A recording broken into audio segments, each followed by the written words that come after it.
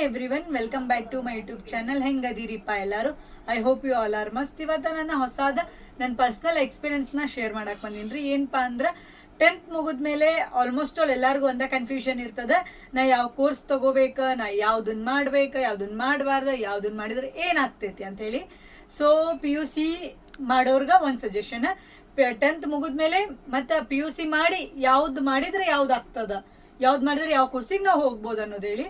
So PUCನಾಗ 3 ಬರ್ತದೆ. ಒಂದು commerce, science, arts. ಇದನ್ನ ಮೂರನೇ ನೀವು ಯಾವ್ದಾದ್ರು ಮಾಡ್ಕೋಬಹುದು. ಇನ್ ಕೇಸ್ ನಾ ಇವ್ ಮೂರು ಮಾಡಲ್ಪ ಅಂದ್ರೆ ಡಿಪ್ಲೊಮಾ ಹೋಗೋರಿ ಡಿಪ್ಲೊಮಾನು ಹೋಗ್ಬೋದು. IT ನಾಗ ಆಲ್ಮೋಸ್ಟ್ ಆಲ್ ಜಾಬ್ ಮಾಡೋರು ಡಿಪ್ಲೊಮಾ ಮಾಡಿದ್ರು ನಡೀತದೆ. PUC ಮಾಡ್ಬೇಕಂದ್ರೆ ಕಾಮರ್ಸ್ ಮಾಡಿದ್ರೆ ಅಂದ್ರೆ ಕಾಮರ್ಸ್ ಮಾಡಿ ನೀವು ಬ್ಯಾಂಕಿಂಗ್ ಸೆಕ್ಟರ್ಗೂ ಹೋಗ್ಬೋದ್ರಿ BCom ಮಾಡ್ಕೊಂಡೆ. BA ಮಾಡಿದ್ರೆ ನೀವು ಆಲ್ಮೋಸ್ಟ್ ಆಲ್ ಲೆಕ್ಚರ್ ಅಂತ ಕಾಮನ್ ಆಗಿ ಸಿಗ್ತದೆ. PUC ಆರ್ಟ್ಸ್ ಮಾಡಿ BA ಮಾಡ್ಬೇಕಾ, ಸೈನ್ಸ್ ಮಾಡಿ ಇಂಜಿನಿಯರಿಂಗು ಮಾಡ್ಬೋದ, D.Pharma B.Pharma ಮತ್ತು ಮಾಡ್ಬೋದ, ಸೈನ್ಸ್ ಮಾಡಿನೂ ಮಾಡ್ಬೋದು. ಸ್ಪೆಷಲಿ ನಾನಂತೂ ಕಾಮರ್ಸ್ ಮಾಡಿದ್ದೀನಿ ರೀ. ಕಾಮರ್ಸ್ ಮಾಡಿ ನಾನು ಮಿಡಲ್ ಸ್ಟಾಪ್ ಮಾಡಿದ್ದೆ PUC ಮಾಡಿ. ಸೊ ಆಫ್ಟರ್ ಮ್ಯಾರೇಜ್ ನಾನು BComನೇ ಕಂಟಿನ್ಯೂ ಮಾಡಾಕತ್ತೀನಿ. ಅವಾಗೂ BCom ಫಸ್ಟ್ ಸೆಮ್ ಹಚ್ಚಿದ್ದೆ, ಮಿಡಲಿಗೆ ಸ್ಟಾಪ್ ಆಗಿತ್ತೆ. ಸೊ ಇವಾಗ ನಾನು BCom ಕಂಟಿನ್ಯೂ ಮಾಡಾಕತ್ತೀನಿ. BComನಾಗ ಸಬ್ಜೆಕ್ಟ್ ಯಾವ್ಯಾವ ಬರ್ತಾವಪ್ಪ ಅಂದ್ರೆ, ಸೊ BCom ಎಕ್ಸಾಮ್ಸ್ ಹೆಂಗಾಗ್ತದ, ಫಸ್ಟ್ ಸೆಮ್ ಎಕ್ಸಾಮಿನೇಷನ್ ಹೇಗಾಗ್ತದ, ಸೊ ಎಷ್ಟು ಮಂತಿಗೊಮ್ಮೆ ಎಷ್ಟು ಸೆಮ್ ಇರ್ತದ, ಸೊ ಎಷ್ಟು ಸೆಮ್ ಬರ್ತಾವ, ಇದ್ರ ಬಗ್ಗೆ ಎಲ್ಲ ನೋಡ್ಕೊಂಡ್ ಬರೋಣ್ರಿ. ಸೊ ಫಸ್ಟ್ ಸೆಮ್ ಅಂದ್ರ BComನಾಗ ಫಸ್ಟ್ ಸಬ್ಜೆಕ್ಟ್ ಯಾವ ಬರ್ತಾವ ಅಂತ ಹೇಳ್ಬಿಡ್ತೀನಿ. ಕನ್ನಡ ಇಂಗ್ಲೀಷ್ ಅಂತೂ ನಿಮ್ಗೆ ಆಪ್ಷನಲ್ ಇರ್ತದ, ನೀವು ತಗೊಳ್ಳೋರು ತಗೋಬೋದ.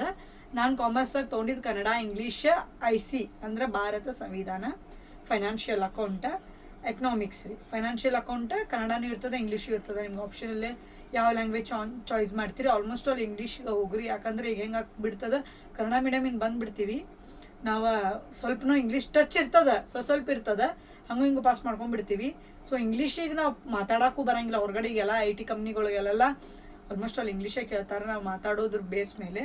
ಸೊ ಅದ್ರ ಸಂಬಂಧ ಆಲ್ಮೋಸ್ಟ್ ಆಲ್ ನನ್ನ ಪ್ರಿಫರ್ ಟು ಇಂಗ್ಲೀಷ್ ಸಬ್ಜೆಕ್ಟಿಗೆ ಹೋಗ್ರಿ. ಇಂಗ್ಲೀಷ್ನ ಜಾಸ್ತಿ ಕಾನ್ಸಂಟ್ರೇಷನ್ ಮಾಡ್ರಿ. ಇದು ಏನಪ್ಪ ಅಂದ್ರೆ Kannada, English, financial account, economics ಮತ್ತು ಮಾರ್ಕೆಟಿಂಗ್, ಪ್ರಿನ್ಸಿಪಲ್ ಆಫ್ ಮಾರ್ಕೆಟಿಂಗ್ ಇರ್ತೈತಿ, ಮ್ಯಾನೇಜ್ಮೆಂಟ್ ಇರ್ತೈತಿ, ಭಾರತ ಸಂವಿಧಾನ ಹೇಳಿದೆಲ್ಲ ICನೂ ಇರ್ತೈತಿ.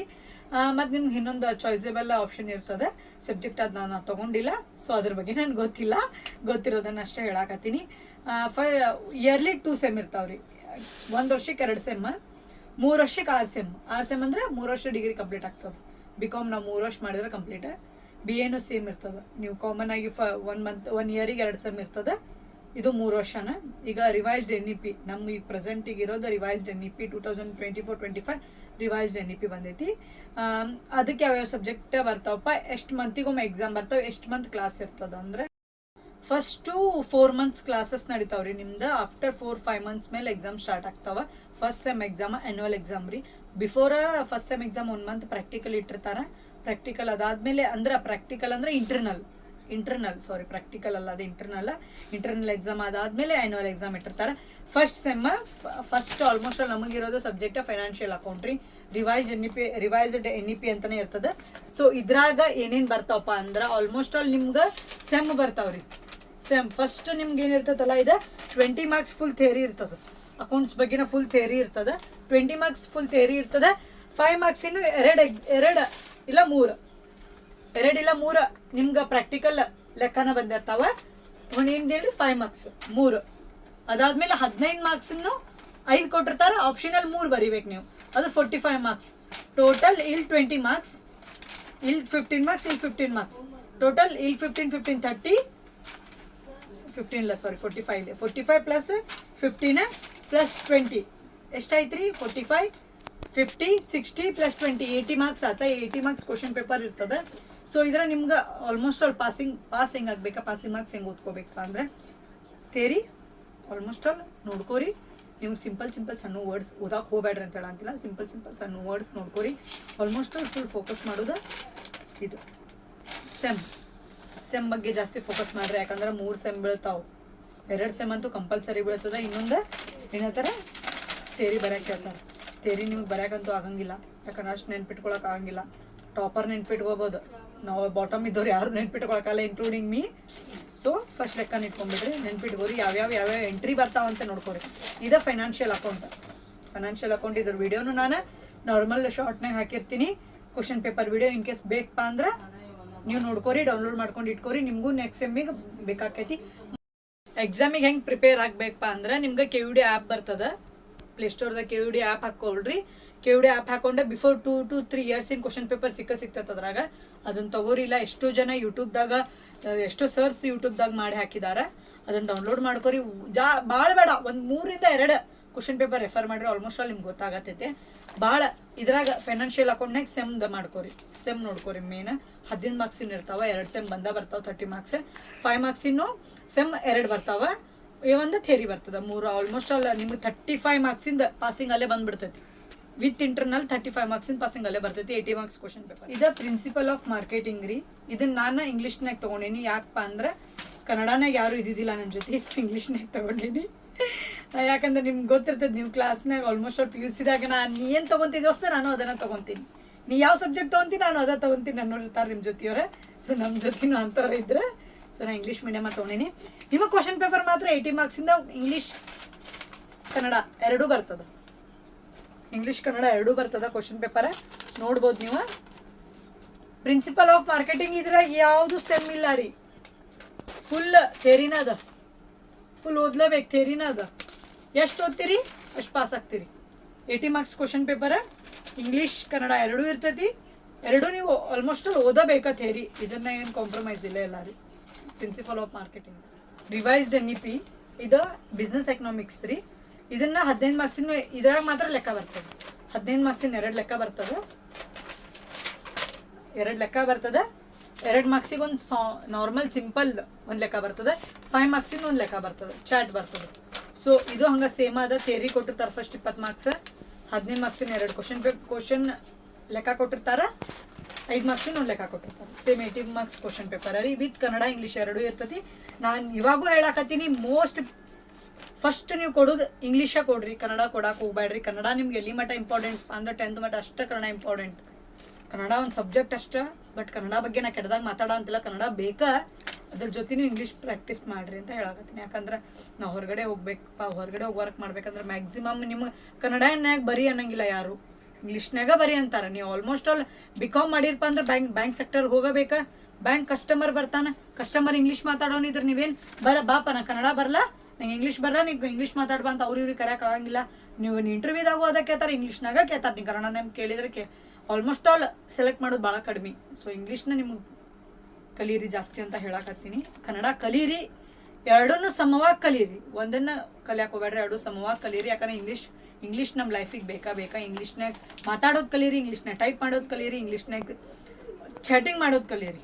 ಹಂಗಂತೆ ಚಾಟಿಂಗ್ ಮಾಡಕ್ಕೆ ಹೋಗ್ಬೇಡ್ರಿ ಅದ್ರ ಜೊತೆ. ಇಂಡಿಯನ್ ಕಾನ್ಸ್ಟಿಟ್ಯೂಷನ್, ಭಾರತ ಸಂವಿಧಾನ ಇದಂತೂ ಭಾಳ ಚಲೋ. ಯಾಕಪ್ಪ ಅಂದ್ರೆ ಇದ್ರಾಗ ಆಲ್ಮೋಸ್ಟ್ ಆಲ್ ಎಲ್ಲ ಟಿಕ್ ಮಾರ್ಕ ಇರ್ತಾವೆ. ಓದ್ಬೇಕಾ, ಯಾವುದು ಥಿಯರಿ ಬರೆಯೋದಂತದಿರಲ್ಲ. ಬಟ್ ಇದ್ರಾಗ ಇನ್ನೊಂದು ಏನಪ್ಪಾ ಅಂದ್ರೆ ಜಸ್ಟ್ ನಿಮ್ಮ ಕ್ವಶನ್ ಪೇಪರ್ನಾಗ ಒಂದೇ ಒಂದು ಶೀಟ್ ಕೊಟ್ಟಿರ್ತಾರ ಆನ್ಸರ್ ಪೇಪರ್. ಕ್ವಶನ್ ಪೇಪರ್ ಮಾತ್ರ ಇಷ್ಟು ಪೇಜ್ ಇರ್ತದ, 50 ಮಾರ್ಕ್ಸ್ ಇದ್ದೇ ಇರ್ತದ. ಕನ್ನಡ ಇಂಗ್ಲೀಷ್ 2 ಮಿಕ್ಸ್ ಇರ್ತದೆ. ಇದ್ರಾಗೂ ಕನ್ನಡ ಇಂಗ್ಲೀಷ್ ಐತಿ. ಇದ್ರಾಗ ನೀವು ಇಂಗ್ಲೀಷ್ ತೊಗೊರಿ, ನಾ ಇಂಗ್ಲೀಷ್ ತೊಗೊಂಡೇನಿ. ಸೊ ನೀವು ಕನ್ನಡ ತೊಗೊಳೋರು ಕನ್ನಡ ತೊಗೋಬೋದು. ಬಟ್ ಇದ್ರಾಗ ಭಾಳ ಚಲೋ ಏನಪ್ಪ ಅಂದ್ರೆ ಜಸ್ಟ್ ಆನ್ಸರ್ ಶೀಟ್ ಹೆಂಗಿರ್ತೈತಪ್ಪ ಅಂದ್ರೆ ಜಸ್ಟ್ ಒಂದು ಗುಂಡ ಇಡೋದ್ರಿ. ಒಂದೇ ಕ್ವಶನ್ ಯಾವ್ದು ABC ಒಂದು ಗುಂಡ ಇಡೋದು. ಸೊ ಬರೆಯೋವಂಥ ನೆಸೆಸಿಟಿನೇ ಇರಂಗಿಲ್ಲ ಇದ್ರಾಗ. ನೀವು ನೋಡ್ಬೋದು, ಇದನ್ನ ಜಸ್ಟ್ ಆಪ್ಷನ್ ಎಲ್ಲ ಕೊಟ್ಟಿರ್ತಾರೆ ಎಲ್ಲಾನು ಕ್ವಶನ್ ಪೇಪರ್ನ. ನಾ ಮಾಡಿ ಹಾಕಿರ್ತೀನಿ ಒಂದು ವಿಡಿಯೋ. ಸೊ ನಿಮ್ಗೆ ಯಾವ್ದು ಅಂತೇಳಿ ಜಸ್ಟ್ ರೌಂಡ್ ಮಾಡೋದು ಅಷ್ಟ. ಇದಂತೂ ಈಸಿ ಐತ್ರಿ, ಇದನ್ನ ಓದ್ಬೋದು. ಇದೇ ಕನ್ನಡ ಸಬ್ಜೆಕ್ಟ್ ರೀ. ಇದು ಸೇಮ್ 2 ಮಾರ್ಕ್ಸಿನ 20 ಕ್ವಶನ್ಸ್ ಇರ್ತಾವ. ಇದು 5 ಮಾರ್ಕ್ಸಿನ್ನು 6ಕ್ಕೆ ಉತ್ತರಿಸಿ. 5 ಮಾರ್ಕ್ಸಿನ 6 ಕ್ವಶನ್ ಇರ್ತಾವ. ಸೊ ಇವ್ರ ಬಗ್ಗೆ ಬರಿಬೇಕು. ಎಂಥ ಚಾಲೆಂಜ್ ಕೊಟ್ಟಾನಂದ್ರೆ ಇದ್ರಾಗ ಒಂದು ಸ್ವಲ್ಪನೂ ಗ್ರಾಮರ್ ಇಲ್ಲ.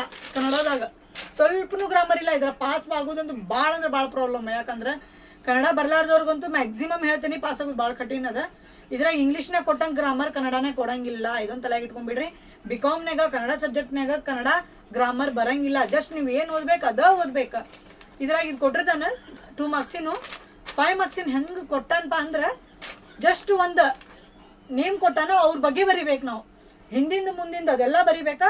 ಅದಕ್ಕಪ್ಪ ಅಂದ್ರೆ ಪಾಠನ ಓದ್ಬೇಕು ನಾವು. ಆ್ಯಕ್ಚುಲಿ ಇದು ಕೊಟ್ಟ ನೋಡ್ರಿ ಇಲ್ಲಿ, ಕನ್ನಡ ದಾಸೆಯವ್ರ ಬಗ್ಗೆ ಬರಿಬೇಕಾ, ಖಾದ್ರಿ ಬ್ಯಾರಿಯವ್ರ ಬಗ್ಗೆ ಬರಿಬೇಕಾ, ಹುಬ್ಬಳ್ಳಿ ಯಾವ ಅವ್ರ ಬಗ್ಗೆ ಬರಿಬೇಕಾ. ಫುಲ್ ಪಾಠನ ಬರಿಬೇಕ್ರಿ ಇದು ಆ್ಯಕ್ಚುಲಿ. ಐದು ಮಾರ್ಕ್ಸಿನ 6 ಕ್ವಶನ್ ಕೊಟ್ಟಾನೆ, ಮಿನಿಮಮ್ ಮ್ಯಾಕ್ಸಿಮಮ್ 2 ಪೇಜ್ ಬರೀರಿ ಅಂದ್ರೆ ನಿಮಗೆ 5 ಮಾರ್ಕ್ಸ್ ಫುಲ್ ಸಿಗ್ತದೆ. ಹಾಂ, ಇದು ಕನ್ನಡ ರೀ. ಮತ್ತು ಇದ್ರದ್ದು 10 ಮಾರ್ಕ್ಸಿನ 3 ಕೊಟ್ಟಾನ. ಇದು ಸೇಮ್ 10 ಮಾರ್ಕ್ಸಿನ 3. ಒಂದು ಸ್ವಲ್ಪ ಗ್ರಾಮರ್ ಇರಲ್ಲ, ಪಾಠನ ಬರೀಬೇಕಾ, ಭಾಳ ಹುಷಾರಾಗಿರ್ಬೇಕು ಇದ್ರಾಗ. ಕನ್ನಡನಾಗ ಈ ಸಲ ಭಾಳ ಪಾಸ್ ಆಗೋದು ಭಾಳ ಟಫ್ ಅದು. ಇಂಗ್ಲೀಷ್ ರೀ, ನಾ ಆಗ್ಲೇನೆ ಹೇಳಿದೆ ನಿಮ್ಗೆ, ಕನ್ನಡನಾಗ ಗ್ರಾಮರ್ ಕೊಟ್ಟಿಲ್ಲ, ಇಂಗ್ಲೀಷ್ನಾಗ ಗ್ರಾಮರ್ ಕೊಟ್ಟಾನ. ಇಂಗ್ಲೀಷ್ನಾಗ ಮಿನಿಮಮ್ ಮ್ಯಾಕ್ಸಿಮಮ್ 25 to 30 ಮಾರ್ಕ್ಸಿನ ಗ್ರಾಮರ್ ಕೊಟ್ಟಾನ. ಇಲ್ಲಿ ನೋಡ್ರಿ, ಜಸ್ಟ್ ಇದು 2 ಮಾರ್ಕ್ಸ್ ಐತಿ, ಇದ್ದಿತ್ತ ಗ್ರಾಮರ್ ಇಲ್ಲ. ಇಲ್ಲಿ ನೋಡ್ರಿ grammar full fill in the blanks, opposite words. ಇಲ್ಲಿ ನೋಡ್ರಿ ವರ್ಬ್ ನಾನ್ ವರ್ಬ್. ಇದಂತೂ ಗ್ರಾಮರ್ ಇಂಗ್ಲೀಷ್ನಾಗ ಕೊಟ್ಟಾನ. ಹೇಳ್ತೀನಿ ರೀ, ಇಂಗ್ಲೀಷ್ ಪಾಸ್ ಆಗೋದು ಭಾಳ ಈಸಿ ಅದು. ಬಿಕಾಮ್ನಾಗ ಇಂಗ್ಲೀಷ್ ಪಾಸ್ ಆಗೋದು ಭಾಳ ಈಸಿ ಅದ. ಸ್ಕೋರು ಮಾಡ್ಬೋದು ನೀವು ಇಂಗ್ಲೀಷ್ನಾಗ. ಆಲ್ಮೋಸ್ಟ್ 30-35 ಮಾರ್ಕ್ಸಿಂದ ಗ್ರಾಮರ ಕೊಟ್ಟಿರ್ತಾನೆ, ಉಳ್ಕಿದ್ದು ನೀವು ಬರೆಯೋದಷ್ಟು. ಮತ್ತೆ ನಿಮ್ಗೆ ಇನ್ನೊಂದು ನೋಡ್ರಿ, 15 ಮಾರ್ಕ್ಸಿನ ಪ್ಯಾರಾಗ್ರಾಫ್ ಕೊಟ್ಟಾನವ. ನೋಡಿ ನೋಡಿ, ಈ ಕೆಳಗೆ ಆನ್ಸರ್ಸು ಕೊಟ್ಟಾನವ. ಇಲ್ಲ ಸಾರಿ, ಇಲ್ಲಿ ನೋಡ್ರಿ, ಫುಲ್ ಪ್ಯಾರಾಗ್ರಾಫ್ ಕೊಟ್ಟಾನ, ಕೆಳಗೆ ಆನ್ಸರ್ಸ್ ಕೊಟ್ಟಾನ. ಸೆಂಟೆನ್ಸ್ ಮಾಡಿ ಮಾಡಿ ಬರೆಯೋದಷ್ಟ. ಈ ಕಡೆ ಹಿಂಗೆ ನೋಡ್ರಿ, ಫಿಲ್ ಇನ್ ದ ಬ್ಲ್ಯಾಂಕ್ಸ್ ಕೊಟ್ಟಾನ. ಇಲ್ಲಿ ಫುಲ್ ಪ್ಯಾರಾಗ್ರಾಫ್ ಕೊಟ್ಟಾನ, ಕೆಳಗೆ ಆನ್ಸರ್ ಕ್ವಶನ್ ಕೇಳ್ಯಾನ, ಆನ್ಸರ್ ಬರಿಬೇಕು. ಅದಕ್ಕೆ ನಾ ಹೇಳಿದ್ ನಿಮ್ಗೆ 30 ಮಾರ್ಕ್ಸ್ ನಿಮ್ಗೆ ಆಲ್ಮೋಸ್ಟ್ ಆಲ್ ಗ್ರಾಮರ್ ಅದ. 10 to 15 ಮಾರ್ಕ್ಸ್ ಅಷ್ಟ ನಿಮ್ಗೆ ಇದನ್ನ ಸಬ್ಜೆಕ್ಟ್ದಾಗ ಕೇಳ್ತಾನೆ.